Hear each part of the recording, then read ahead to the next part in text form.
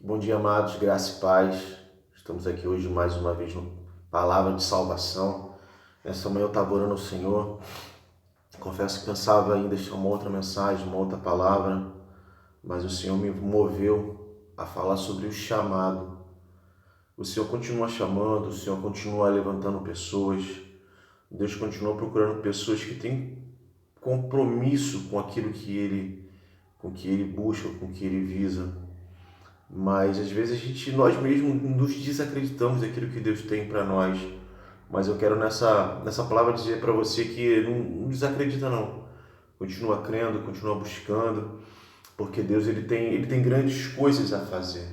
Então o que eu tenho para começar a dizer para você é o seguinte: se você tem um chamado, vai, busca Deus, pergunta para Ele aonde é, o que é, como é, que Ele vai te dizer, vai te dar orientação, Ele vai te dar todo o suprimento para aquilo que Ele tem preparado para você. Em Atos, capítulo 16, do versículo 6 ao 10, diz assim a palavra de Deus.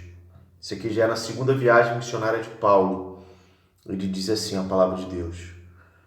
E percorrendo a região frísio-gálata, tendo sido impedidos, entenda, pelo Espírito Santo de pregar a palavra na Ásia, defrontando Mísia, tentavam ir para Bitínia, mas o Espírito de Jesus, ou seja, o mesmo Espírito Santo, não o permitiu.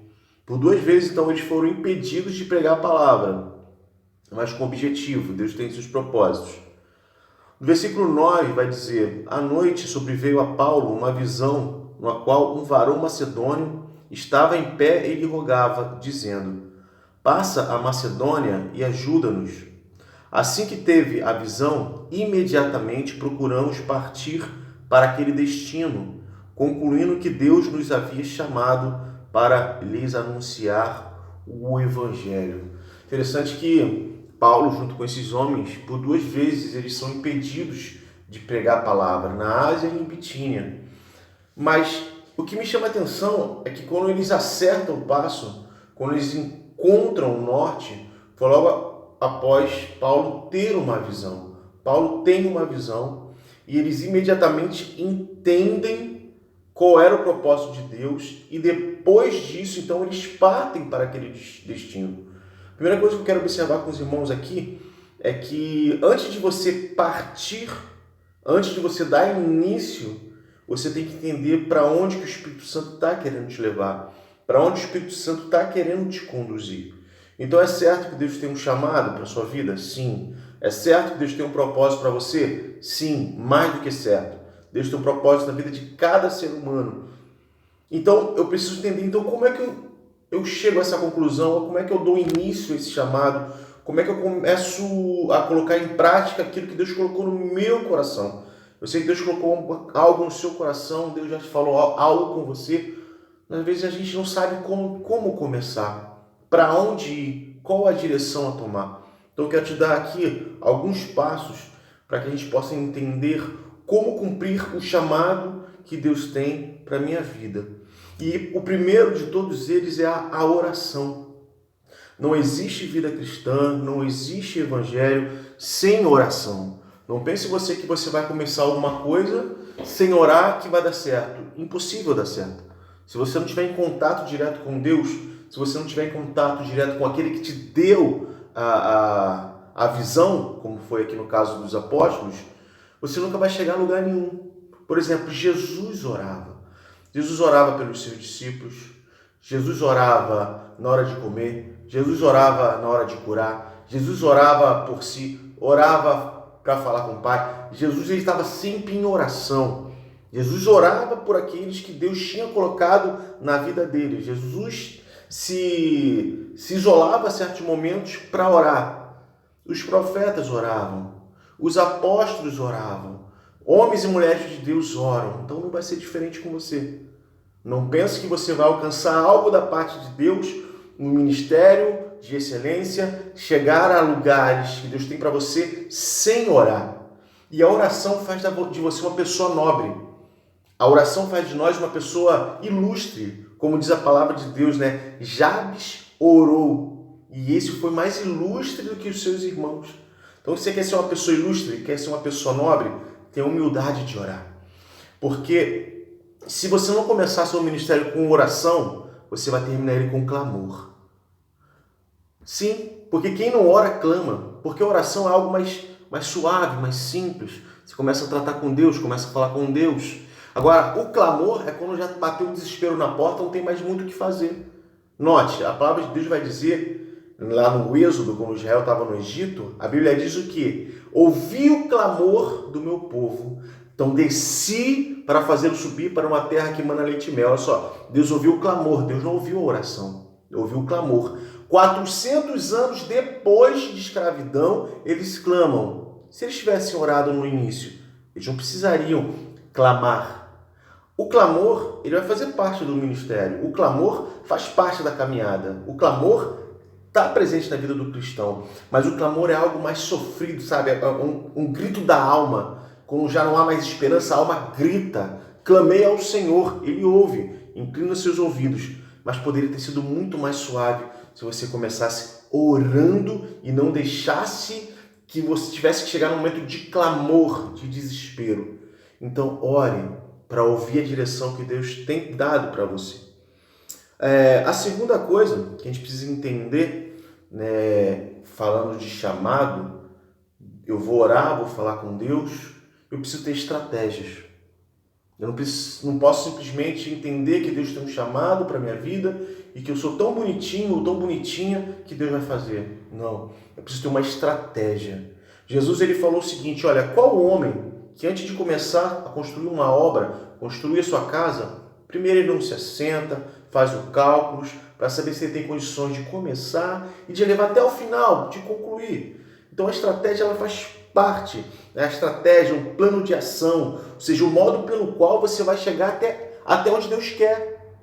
Deus tem um propósito, mas Deus ele não extrapola, ele não exclui que a gente apresente um plano de estratégia, um plano de ação para que Ele venha abençoar. Então a segunda coisa, tem estratégia, tem um plano de ação. Pergunte a Deus, como é que eu vou fazer? Os apóstolos estavam indo para a Ásia, estavam indo para a Bitínia, o Espírito Santo não deixou, olha, uma estratégia é essa aqui, ó. Desce um pouco mais, vai até a Macedônia. Então, Senhor, qual é a estratégia? E eles tiveram que usar uma estratégia, você vai ler depois com calma. Eles contornaram. Então, quem sabe a sua estratégia não é contornar, não é fazer o retorno, mudar a trajetória, mudar o trajeto, para que você saia dos seus propósitos, dos seus planos e venha para o plano do Senhor. Então, a primeira coisa no meu chamado é uma vida de oração. Deixa eu abrir um parênteses aqui. Nós estamos passando esse momento de pandemia e muitos crentes ativistas, são aqueles crentes que só vivem de atividades, esses estão perdidos, irmãos. Se você nunca teve uma vida de oração, uma vida de intimidade com Deus, agora que as igrejas estão de portas fechadas para culto congregacional, e aí? Para onde você vai correr? Então, por isso que a oração tem que estar na sua vida. Se você sempre teve uma vida... Você foi para o culto, você sempre ia para a igreja, glória a Deus. Mas se você sempre teve o seu momento com Deus, intimidade em casa, você vai sobreviver, querido, você pode ter certeza. E caso não, Deus dá uma oportunidade de novo da gente ter essa comunhão com Ele. Então, beleza. Primeira coisa, oração. Segunda, estratégia. Terceiro, pessoas. Você não pensa que você vai ter um chamado e vai viver sozinho. Eu tive um professor no seminário que ele dizia o seguinte pra gente: sozinho não, nunca sozinho. Porque se você começa sozinho, você termina sozinho. Os apóstolos aqui, eles estavam juntos, procurando entender a visão do que Deus tinha para eles, para que eles pudessem então ir para o destino. Então eu quero te dizer o seguinte, peça a Deus que coloque pessoas junto de você, pessoas que têm a mesma visão do reino, porque Deus ele vai te dar uma visão, ele vai te agregar pessoas à sua visão, mas não somente por causa da sua visão, porque se a sua visão não for de acordo com a visão de Deus, se a sua visão não estiver de acordo com a visão que Ele colocou aqui, como está na palavra, a gente nunca vai encontrar o caminho, a gente nunca vai saber qual é o destino. Então Deus não vai botar pessoas do seu lado simplesmente para atender o seu bel prazer. Não. Deus vai ver o seu coração, vai ver que o seu propósito é puro, Ele vai acrescentar pessoas. Acrescentar pessoas. Eu acabei de ler um livro agora, Prevendo a Tempestade, Como Liderar em Tempo de Incerteza. Esse livro é interessante que ele vai dizer o seguinte, o autor ele vai dizer... Se você for a pessoa mais inteligente da sua sala, você está na sala errada, você está no lugar errado. O que ele quer dizer com isso? Quer dizer que o líder ele precisa se agregar de pessoas que tenham aptidão, que tenham talento, e às vezes até mais do que ele, para que ele também possa aprender. Porque se você liderar só quem sabe menos do que você, como você vai aprender? Como você vai querer crescer um pouco mais? Então, assim, junte pessoas, coloque pessoas do seu lado, e peça ajuda. Não fique sozinho. Por quê? Entenda, quem não pede ajuda, pede socorro. E quando você pede ajuda, preciso de ajuda, pode me ajudar amanhã? Beleza, me prepara que amanhã eu te ajudo. Preciso de socorro, vem me ajudar. Olha, agora não dá. Não tem mais como. Agora, 45 segundos tempo, você pede socorro, então peça ajuda. Senhor, coloque pessoas do meu lado, pessoas que amem a sua obra, pessoas que querem pagar um preço, mas que querem viver em santidade, que querem fazer a sua vontade. Então tenha uma vida de oração, busque estratégia, peça, Senhor, coloque pessoas do nosso lado, coloque pessoas que queiram fazer a sua obra, pessoas que queiram agregar, pessoas que queiram viver em simplicidade, como Jesus é simples. Os 12 eram simples, Jesus escolheu pessoas simples, os apóstolos eram pessoas simples, o evangelho ele é simples. E simplicidade não tem nada a ver com conta bancária. Você pode ter uma conta bancária alta e ser uma pessoa simples. Que onde é que está o teu coração? Onde é que está o teu tesouro? Então, meu amado, você tem um chamado, Deus tem um propósito na sua vida, mas é preciso traçar algumas coisas, orar, buscar caminhos, meios, estratégia, sabe, para poder você chegar aí ao meio aonde que Deus quis colocar você. Eu lembro quando Natan teve que dar notícia para Davi, dizendo a Davi que Natan era um profeta, Davi era um rei. Como é que você chega diante de um rei para dizer que ele adulterou? Como é que você dá essa palavra para um rei? Ele teve uma estratégia. Ele chegou e contou uma parábola, dizendo que um certo homem tinha muitas ovelhas e tal, e aí chegou uma pessoa na casa dele para se hospedar, e ele, em vez de pegar uma das suas, foi lá, matou a ovelha daquele um, que só tinha uma, que usava do seu linho, que, enfim, se alimentava dela, do seu leite, e matou aquela do vizinho. Davi se irou, mas ele chegou, olha, esse homem é você, Davi. Então cria estratégia. Tenho certeza que Natan orou para ir lá. Tenho certeza que Natan teve uma estratégia para ir lá. E Natan estava preocupado com pessoas. Assim como os apóstolos aqui, imediatamente, assim que tivemos a visão, imediatamente procuramos partir para aquele destino, concluindo que Deus havia nos chamado. Então, se você conclui que Deus te chamou, parte para o destino, vai em direção ao destino que Ele quer que você chegue, mas com uma vida de oração, uma vida de estratégia da parte de Deus e com pessoas ao seu lado, querido. Com pessoas. Jesus andava no meio de pessoas, porque Deus amou pessoas de tal maneira que deu a vida do seu único Filho, para que todas as pessoas que nele creem não pereçam, mas tenham a vida eterna. Que Deus nos abençoe.